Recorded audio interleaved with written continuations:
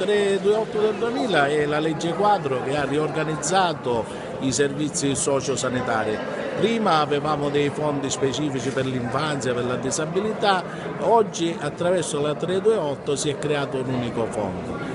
Prima era lo Stato centrale a stabilire i fondi e poi assegnarli, invece con la 328 si è demandata alla Regione la programmazione delle attività e quindi è la Regione attraverso i piani di zona, quindi con il coinvolgimento pieno dei comuni e del terzo settore, ha individuato attraverso dei progetti, ripeto,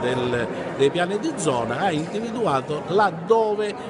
destinare questi fondi, quindi li poteva liberamente destinare, li si possono destinare liberamente alle varie figure, alle vere necessità del territorio. Con la 328 si pone anche fine ad un intervento separato tra sanitario e assistenziale e quindi l'ASP, l'azienda sanitaria provinciale, siede a pieno titolo in questo tavolo di programmazione sia a livello regionale che a livello locale e quindi gli interventi sono più mirati. Il dramma di questi anni è che purtroppo tutte le risorse non sono state spese, si è